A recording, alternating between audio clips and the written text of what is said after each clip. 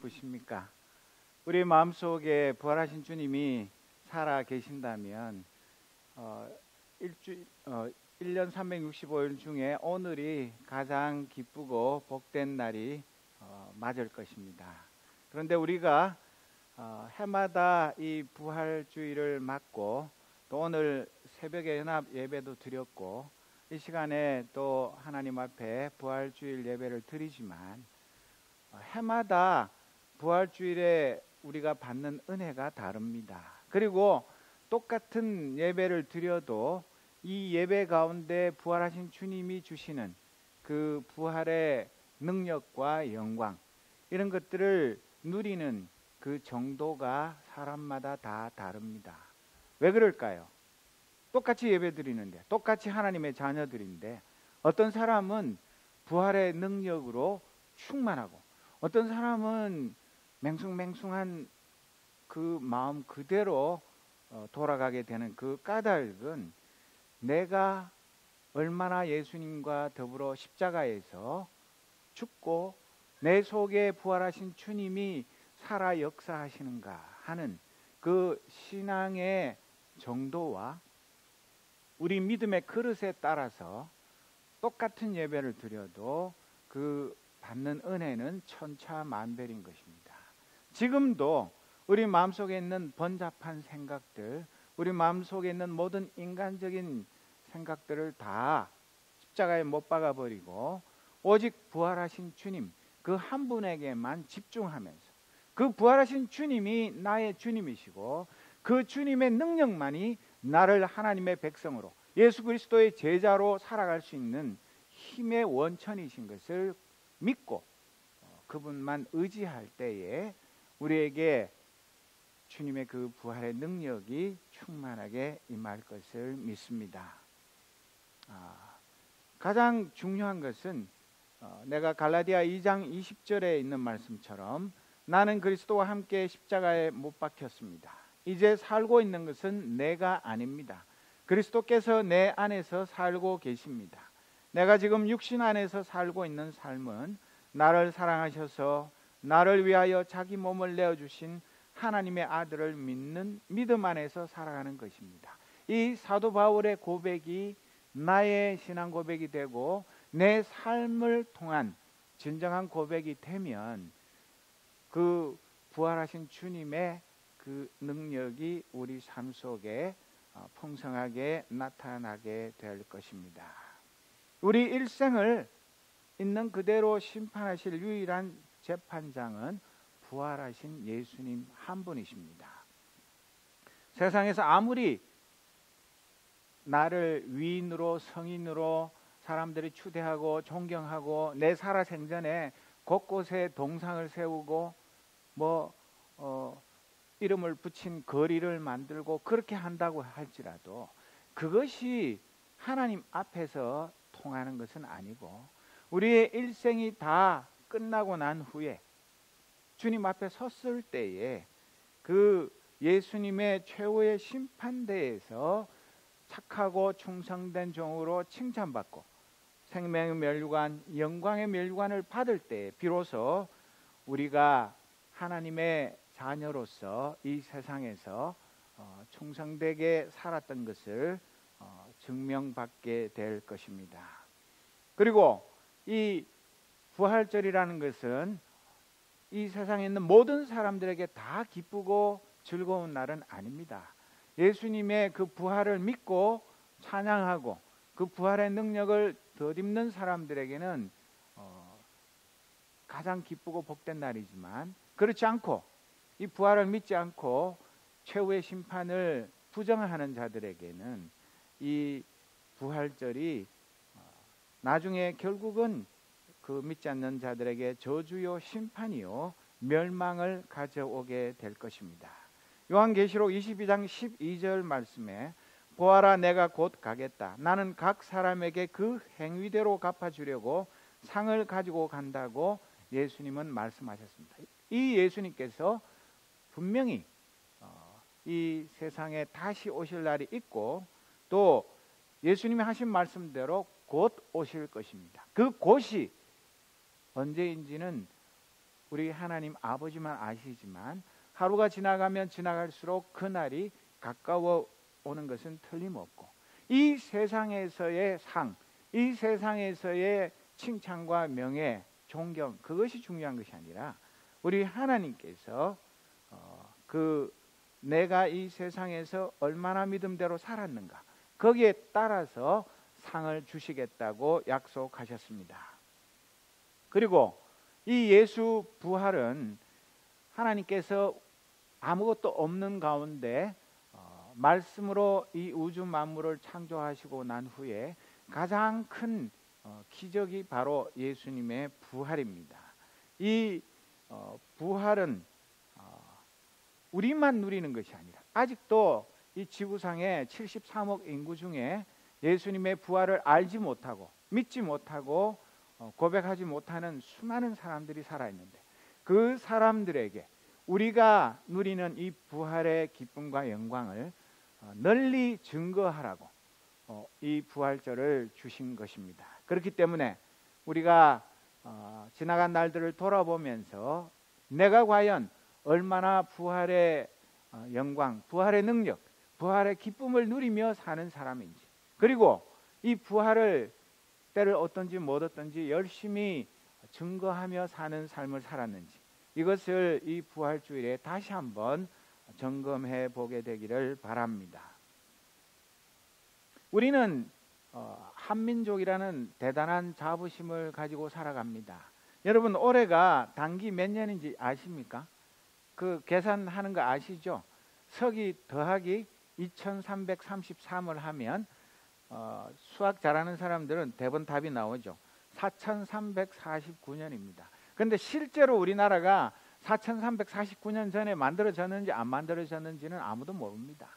어쨌거나 우리는 한민족이고 단기로 치자면 4349년인데, 우리 미국의 7월 4일 되면 올해가 미국 독립 몇 주년인지 아십니까? 1776년에 독립했으니까 240년 됩니다. 우리는 적어도 미국보다 4000년 이상의 긴 자랑스러운 역사를 가지고 있기 때문에 이 미국의 이 돌상놈들하고는 상대가 안 됩니다. 우리는 정말 그 배달 민족이요, 자랑스러운 민족입니다. 그런데도 기가 막히게도 우리는 똑같은 한민족임에도 불구하고 조선족은 2등 국민, 또 뭐라고 그러죠? 까레이스키라고 부르는데 그 말은 틀렸는데 까레이츠가 맞는 말인데, 고려인들 다 우리 몇 대만 올라가면 같은 한민족인데도 불구하고 그 고려인들도 2등 국민, 3등 국민, 그렇게 차별 대우를 하면서 잘난 척하면서 살아갑니다. 그러나 유대인들이 이방인을 멸시하고 천대하는 것에 비하면 우리 한민족이 같은 민족인데도 불구하고 조선족이나 고려인을 차별 대우하는 것보다 훨씬 더 심합니다. 그리고 사마리아에 살던 그 혼혈된 유대인들에 대해서는 아주 멸시하고 상종도 하지 않는 그런 관계를 유지하고 개 취급을 했던 것이 성경에 기록되어 있습니다. 그뿐만 아니라 예수님 당시에 자기들을 지배하던 로마 제국의 사람들, 그리고 거기에 팔레스타인에 주둔하고 있었던 그 로마 군대는 아주 싫어하고 적대하는 그런 적대감이 하늘을 찔렀습니다.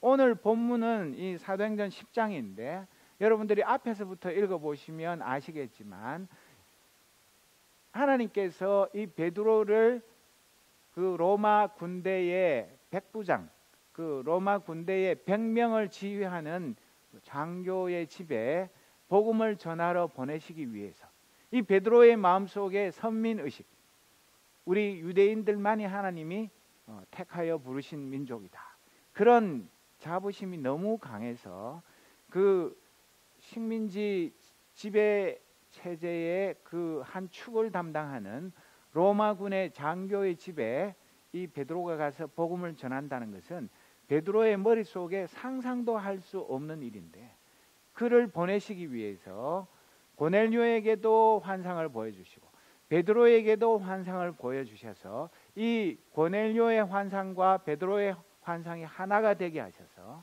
베드로가 그 부정한 음식을 절대로 안 먹는 사람이지만 내가 거룩하다 했으니까 너는 잔소리하지 말고 먹어라. 그런 환상을 보여주시면서 너를 데리러 오는 사람이 있을 테니까 묻지도 따지지도 말고 그 사람과 함께 가서 그 사람의 집에 가서 복음을 전해라.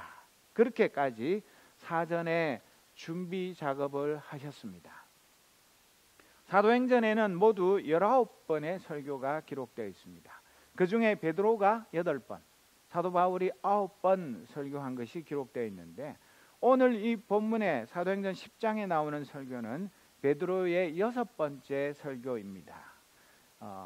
그런데 이 6번째 설교는 다른 설교하고 다른 것이 첫 번째, 두 번째, 세 번째 이렇게 처음에는 그 예루살렘 성전에 오순절을 지키러 온 전 세계에서 몰려온 수많은 유대인들에게 복음을 전했었고 또 그 두 번째 설교는 날 때부터 안전뱅이 된 40살 된 거지 그 사람을 이렇게 세워가지고 그 기적을 본 수많은 사람들이 몰려들어서 그 솔로몬 행각에 모였을 때 그 사람들에게 복음을 전하고 또 그 뒤에 두 번의 설교는 이 베드로가 체포되어서 사내들인 공의회 그 공의회 회원들 앞에서 일종의 신문을 당하는 가운데 복음을 전하였었습니다. 오늘의 이 설교는 앞에서 말씀드린 대로 이방인이요 로마 군대의 장교의 집에 가서 그 가족들과 그 집에 일하는 식솔들 앞에서 복음을 전한 것입니다. 그리고 이 고넬료가 베드로를 맞이해 가지고 33절 말씀에 보면 지금 우리는 주님께서 당신에게 지시하신 모든 말씀을 들으려고 다 같이 하나님 앞에 모여 있습니다. 그렇게 말씀드리면서 말씀을 전해달라고 청하고 있습니다. 그러니까 그 전에는 불특정 다수인 군중들 앞에서 설교를 하거나 아니면 복음을 탄압하기 위해서 잡아온 그 원수들 앞에서 이 복음을 전하였지만 오늘은 특이하게 복음을 받아들이기 위해서 마음의 준비를 하고 기도하고 기다리던 그 고넬료의 가족과 그 식구들에게 그 식솔들에게 복음을 전하고 있습니다. 베드로의 편견을 깨고 하나님은 외모로 구원받을 자를 선택하지 않으심을 이 본문은 말하고 있습니다. 여기에서 말하는 외모, 그냥 얼굴 얼마나 잘생겼는지, 머리 색깔이, 눈 색깔이, 피부 색깔이 어떻게 되었는가 그런 이야기가 아니라 선민 이스라엘 백성처럼 겉으로 드러난 어떤 그 민족성, 그 인종 그런 것들을 보면서 이스라엘 백성들은 1등 국민, 아닌 이방인들은 2등, 3등, 4등 이렇게 해서 지금도 영국에서 우리 황인종들은 5등 국민이라고 그런 얘기, 그 영국 사람이 기르는 개 다음에 황인종이다 그런 기가 막힌 이야기를 하고 있지만 우리 하나님께서 이 땅 위에 있는 많은 사람들을 불러 구원하시는 데에는 그런 식의 인종차별, 민족차별 그런 것들을 하지 않으신다고 말씀하는 것입니다. 우리는 너무나 당연하죠. 우리는 이방인이고 우리는 유대인이 아닙니다. 우리는 어떻게 보면 하나님의 구원의 은혜를 받을 자격이 없는 사람들입니다. 그런데도 선교사들을 통해서 복음이 전해져서 또 우리 부모님들이 예수를 믿어서 우리 친구가 주위에 있는 사람이 교회 가자고 예수 믿자고 그렇게 권유를 해서 예수를 믿었습니다.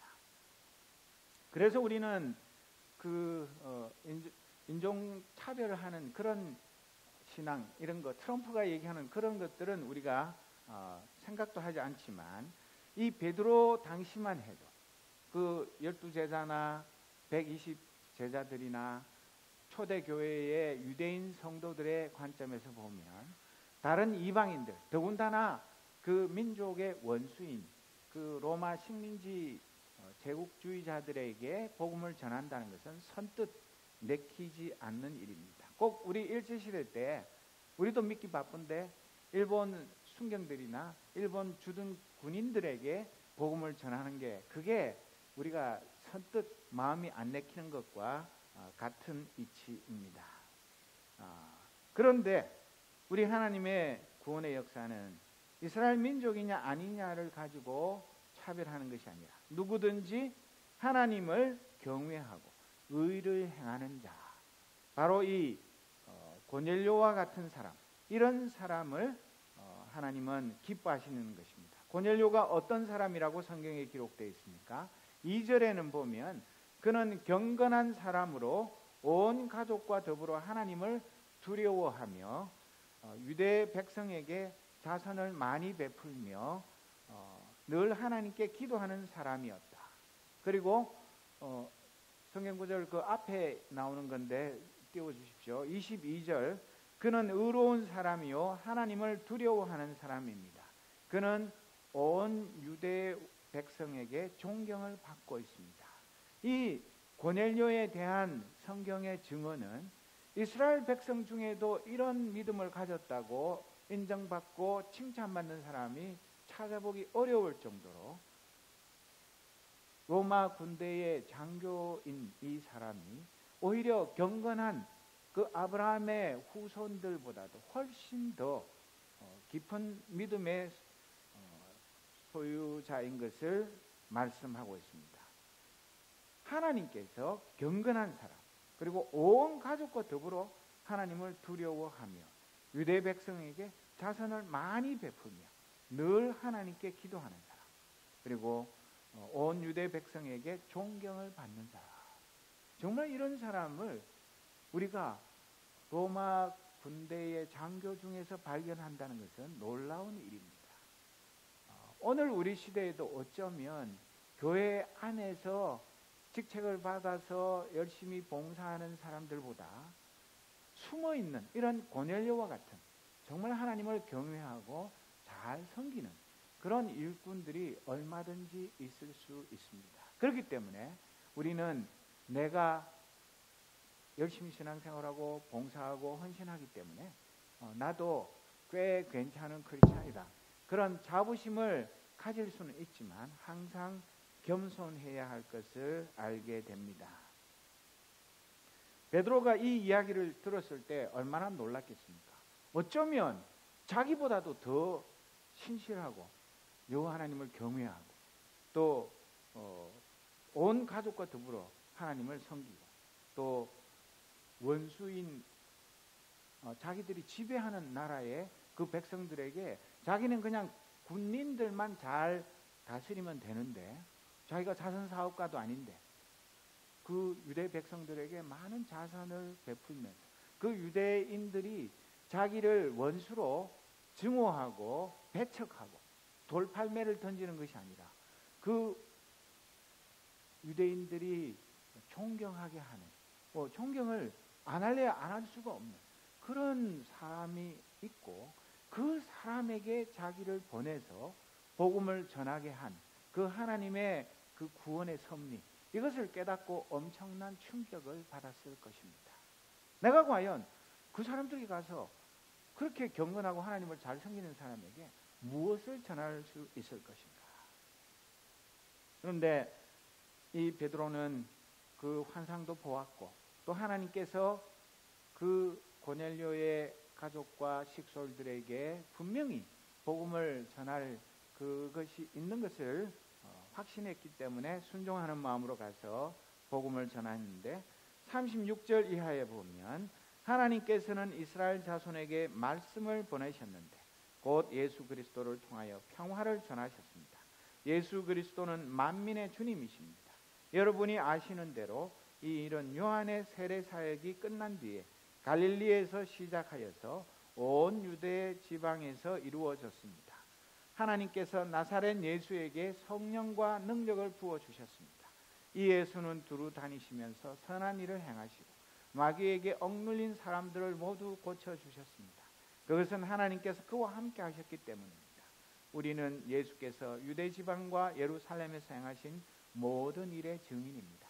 요즘같이 이렇게 신구약 성경이 대량으로 인쇄되어서 많은 사람들이 쉽게 접할 수 있는 그런 때가 아니고, 아직도 이 성경이 집필되어서 점경으로 채택되기 훨씬 전이기 때문에 이 고넬료가 아무리 신앙심이 깊고 훌륭한 신앙의 사람이라 할지라도 이 예수님에 대한 것을 전체적으로 깊이 있게 잘 알지는 못했을 것입니다. 그래서 이 예수님이 어떤 분이신지, 그리고 어디에서 시작해서 오늘에 이르게 된 것인지, 그 복음의 시작부터 오늘에 이르기까지의 그 역사를 간략하게 설명을 하고 있습니다. 하나님은 이스라엘 백성들에게 만민의 주님이신 예수 그리스도를 통해서 평화의 복음을 보내셨다고 합니다. 그리고 하나님은 예수님에게 성령과 능력을 부어주셔서 선한 일을 행하시고 마귀를 쫓아내는 이런 하나님 나라를 이 땅 위에 세우는 일을 하셨다고 증언합니다. 그런데 이 복음이 그냥 그 유대 그 안에만, 유대인들에게만 해당되는 복음이 아니라 이제는 그 유대라는 그런 지역과 민족의 벽을 넘어서 이방인인, 그리고 어떻게 보면 유대인과 원수인 로마 군대의 장교와 그 가족들과 그 집안에 일하는 사람들에 이르기까지 이 평화의 복음이 널리 증거되게 되었다고 이렇게 말씀하고 있습니다. 그리고 이 예수님에 대해서 좀 더 구체적으로 뭐라고 말씀합니까? 39절에서 41절 말씀해 보면 사람들이 그를 나무에 달아 죽였지만 하나님께서 그를 사흘 날에 살리시고 나타나 보이게 해 주셨습니다. 그를 모든 사람에게 나타나게 하신 것이 아니라 하나님께서 미리 택하여 주신 증인인 우리에게 나타나게 하셨습니다. 그가 죽은 사람들 가운데서 살아나신 뒤에 우리는 그와 함께 먹기도 하고 마시기도 하였습니다.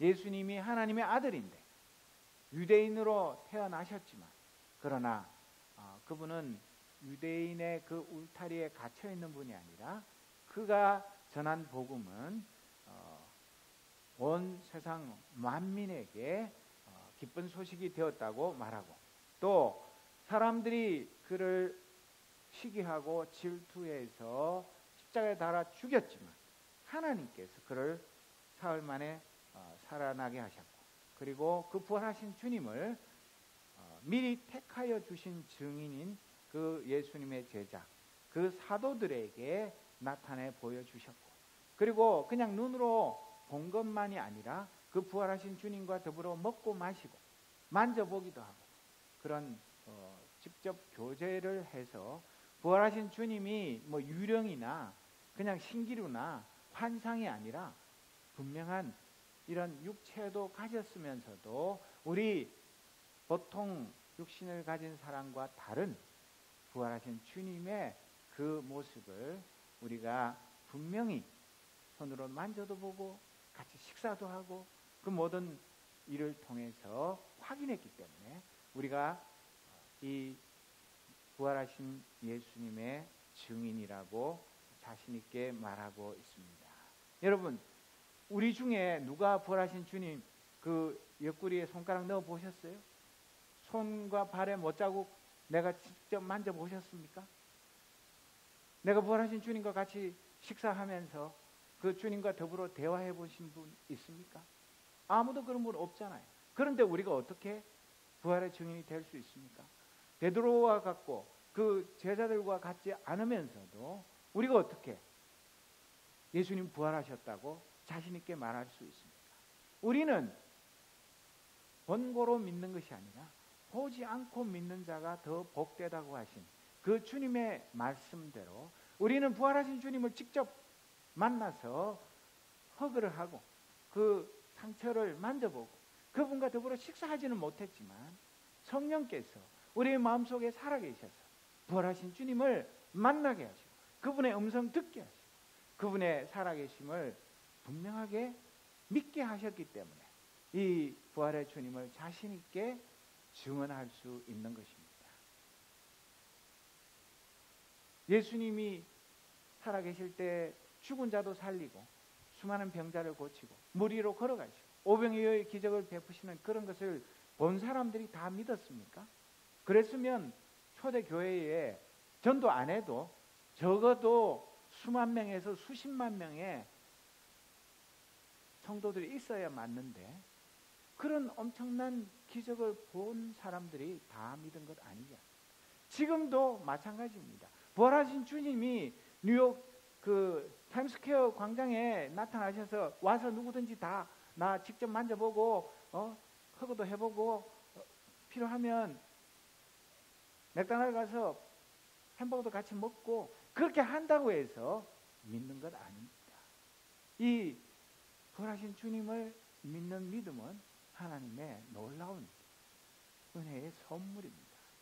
그래서 우리는 베드로나 바울처럼 부활하신 주님을 직접 만나지 못했지만 오히려 직접 만난 사람들보다 더 큰 은혜가 옵니다. 우리는 부활하신 주님을 날마다 그분을 내 삶 속에 모시고 그분과 더불어 살아가면서 이 부활하신 주님을 널리 증거하는 증인으로 부름을 받았습니다. 그리고 42절 43절에 보면 이 베드로가 그 고넬료와 그 식솔들에게 하는 핵심적인 이야기가 무엇입니까? 이 예수께서 우리에게 명하시기를 하나님께서 자기를 살아있는 사람들과 죽은 사람들의 심판자로 정하신 것을 사람들에게 선포하고 증언하라고 하셨습니다. 이 예수를 두고 모든 예언자가 증언하기를 그를 믿는 사람은 누구든지 그의 이름으로 죄 사함을 받는다고 하였습니다. 여러분, 우리가 사는 이 세상이 공평한 세상입니까? 정의로운 세상입니까? 정의와 평화가 강물처럼 흐르는 그런 파라다이스 맞습니까? 그렇지 않지 않습니까? 미국에도 억울하게 자기가 살인범 아닌데도 살인범으로 사형당하는 사람들 지금도 있습니다. 사람 죽여놓고 보니까 진범이 따로 있어. 그럼 어떻게 해요? 이 진범을 죽인다고 해서 멀쩡한 사람 죽인 사람이 살아납니까? 그 외에도 이 세상에는 불의한 일, 억울한 일, 기가 막히는 일들이 수도 없이 벌어집니다. 말이 좋아 사필 규정이지 이 세상의 법정은 모순투성이요 허물투성입니다. 판사가 아무리 똑똑하고 정의로운 사람이라 할지라도 판사가 하나님이 아닌 다음에야 누가 진짜 범인인지 아닌지 누가 더 큰 책임이 있는지 다 알지 못합니다. 우리 주님도 죄 없으신 분이 죄 있는 빌라도에게 사형 판결을 받으셨습니다. 얼마나 억울하고 기가 막힌 일입니까? 그런데도 불구하고 우리 주님이 무력하게 십자가에 달려서 우리 대신 죽으셨지만 부활하신 주님은 그 처음에 이 땅에 오실 때 가난한 그 집에 태어나시면서 해산할 곳이 없어서 그 말 먹이통 그 구유에 누우신 주님이고 한 번도 이 세상 계시면서 호의호식 못하고 부귀영화를 누리지 못하고 사셨고 또 십자가에서 죽으시기도 하셨지만 부활하신 주님 승천하시고 다시 오실 이 영광의 주님은 그런 이 땅에 살아계실 때나 십자가에서 죽으실 때의 그런 모습이 아니라 그때도 영광의 주님이 맞지만 우리의 구원을 위해서 자신의 모든 것들을 다 스스로 내려놓으셨기 때문에 그렇지만 부활하신 그 주님은 이제는 그렇게 세상의 모든 권세, 그 세상의 그 권력, 힘 그런 데에 꼼짝 못하는 예수님이 아니라 살아있는 사람들과 죽은 사람들, 이 세상에 있는 모든 사람들의 심판자로 하나님께서 정하신 것을 사람들에게 선포하고 증언하라고 자기들을 불렀다고 베드로가 증언하고 있습니다. 우리가 증언해야 할 예수님, 부활하신 예수님, 바로 이런 분이십니다. 우리 예수님이 그저 우리 믿는 사람들 교회 안에서 성도들 무리 가운데만 왕이 되시고 주인이 되시고 그런 분이 아니라 이 우주 만물의 창조주이시고 최후의 심판 때에 그때 살아있던 사람과 그 이전에 죽었던 모든 사람들을 다 불러 모아서 그 심판을 하실 그런 심판자 예수님이신 것을 증언하는 것. 그렇기 때문에 우리가 이 세상 살 때 물론 세상 법도 잘 지켜야 하지만 그보다 더 중요한 하나님의 법, 하나님의 그 정의, 하나님의 진리, 그것을 얼마나 잘 지키면서 사느냐, 거기에 따라서 최후의 심판을 받는다는 것. 그리고 그 심판장이 바로 부활하신 예수님이라는 것. 이것을 우리가 힘써 증거해야 합니다. 왜요? 우리가 믿는 부활하신 예수님이 그런 권위와 능력을 가지신 분이 아니면 우리의 억울한 것, 우리의 고통당하는 것, 우리의 모든 불합리하고 부조리한 것 때문에 당하는 것들을 누가 보상을 해줄 것입니까? 누가 바로 잡아줄 것입니까? 내가 예수님 때문에 억울함 당하고 고통당하고 고난당하고 심지어는 순교까지 하면 그것이 다 그냥 물거품이 되고 아무 소용이 없는 것이라면 우리의 그 수고와 헌신이 무슨 의미가 있습니까? 그러나 지금 이 땅 위에서는 아무도 알아주지 않는다 할지라도 우리의 주님을 향한 사랑과 수고와 헌신은 다 물거품처럼 사라지는 것이 아니라 마지막 최후의 심판대에서 심판장 대신 우리 부활하신 주님께서 우리의 눈물을 닦으시고 우리의 모든 억울한 것을 밝히시고 우리가 주를 위해서 희생하고 헌신한 그것들을 다 칭찬하시면서 상 주시는 그런 능력의 주님이신 것을 믿고, 그러니까 우리가 어떤 고난 속에서도 이 주님이 어떤 분이신지를 자신 있게 증언할 수 있습니다. 만약에 우리가 믿는 이 부활하신 주님이 그런 주님이 아니시라면 우리가 굳이 부활절 뭐하러 지킵니까? 부활절 예배 드리면 무슨 소용이 있습니까? 우리의 주님은 이 세상의 어떤 권세, 어떤 능력, 이 세상의 어떤 것이 감당할 수 있는 그런 분이 아니십니다. 정말 우리의 속사람도 아시고 우리가 어떤 동기에서 어떤 마음으로 주님을 위해서 수고하고 헌신하는지 그것들을 다 아시고 마지막 날에 우리의 모든 것들을 다 갚아주실 그런 능력의 주님이신 것을 믿고 찬양하며 이 부활하신 주님을 증거하기를 힘쓰는 것입니다.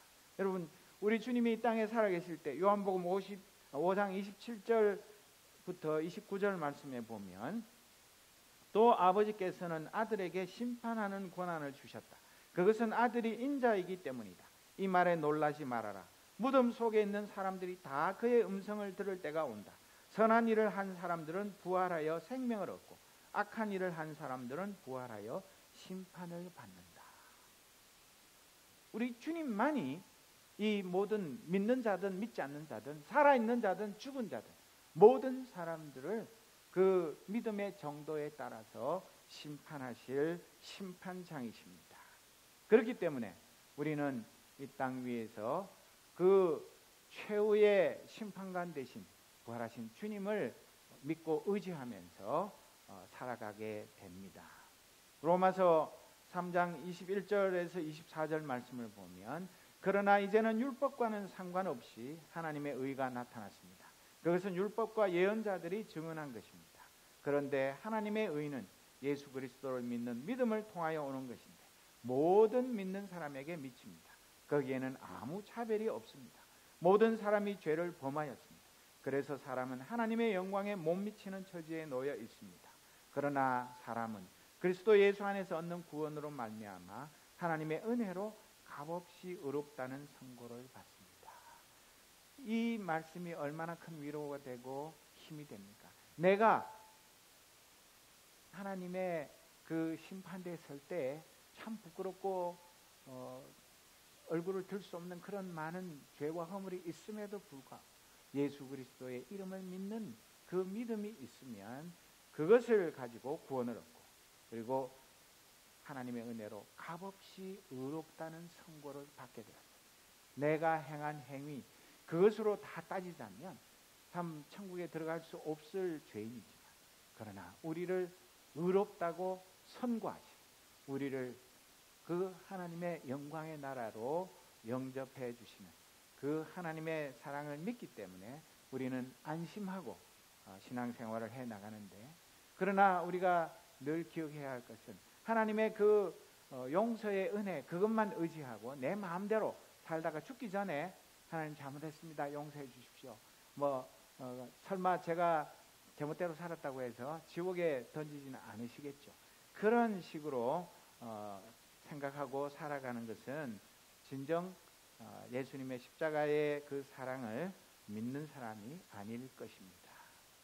정말 우리가 이 부활절을 맞아서 이 부활하신 주님이 나를 얼마나 사랑하셨고, 그리고 그 부활의 능력을 우리에게 주시기를 기뻐하시고, 그 부활의 능력으로 우리도 내 마음속에 있는 모든 죄악과 정욕, 이 세상의 것을 사랑하는 마음을 이기고 부활의 주님의 증인이 되도록 부르시고, 베드로를 고넬료의 집에 보내어서 복음을 전하게 하신 그 하나님께서 오늘 우리를 통해서도 어느 곳이든지 복음이 필요한 곳으로 파송하시면 그곳에 가서 내가 마음에는 내키지 않고 원하지 않는다 할지라도 하나님이 원하시면 담대히 이 부활하신 주님을 증거하는 선교사로, 증인으로 충성을 다해야 할 것을 이 말씀을 통하여서 다시 한번 깨닫게 됩니다. 사랑하는 성도 여러분, 이 땅에 처음 오실 때 누가 왕궁에서 태어나지도 않고 가장 비천한 곳에서 태어났고, 또 부활의 새벽도 아무도 예수님 부활하셨다고 해서 크게 축하하고 잔치를 벌이지 않는 조용한 가운데 우리 주님 홀로 부활하셨지만, 다시 오실 주님은 영광 중에 온 우주 만물이 다 알도록 오실 것입니다. 마태복음 19장 28절에 보면 예수께서 그들에게 말씀하셨다. 내가 진정으로 너희에게 말한다. 새 세상에서 인자가 자기의 영광스러운 보좌에 앉을 때에 나를 따라온 너희도 12 보좌에 앉아서 이스라엘 12지파를 심판할 것이다. 우리 같은 연약한 죄인들이 예수님 다시 오셔서 그 부활의 영광 가운데서 심판하실 때 우리도 예수님 옆자리에 앉아서 이스라엘 12지파를 심판하는 그런 영광의 자리에 우리를 앉히시겠다고 약속하셨습니다. 그 약속을 바라보며 그 영광의 그날을 소망하면서 우리가 이 부활하신 주님을 날마다 증거하며 그 부활의 증인으로 부끄럽지 않은 그런 삶을 살아갈 때에 우리가 이 약속하신 말씀이 이루어져서 정말 그 영광의 자리, 우리 주님과 더불어 이스라엘 12지파를 심판하는 그런 큰 영광을 모두 다 누리는 그런 하나님의 백성들로 살아가게 되기를 주님의 이름으로 축원합니다. 기도하겠습니다. 하나님 아버지, 2016년 부활절을 맞아서 사랑하는 주의 백성들이 부활하신 주님의 그 부활을 찬양하고 경배합니다. 부활하신 주님이 산자와 죽은 자의 재판장이신 것을 믿고 고백하며 증언하기를 원합니다. 오 주님, 마지막 날 우리도 주님과 함께 그 심판 당하는 것이 아니라 심판하는 자리에 설 것을 믿습니다. 그 자리에 서기까지 부끄럽지 않게 부활의 증인으로 떳떳하게 살아갈 수 있도록 성령 하나님 날마다 도우시고 은혜를 더하여 주옵소서.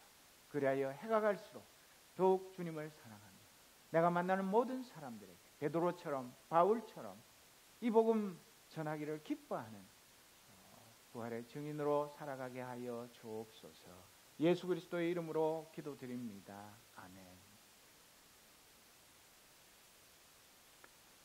오늘 부활절을 맞아서 먼저 유아 세례식과 세례식을 거행하고 성찬식도 아울러서 하도록 하겠습니다.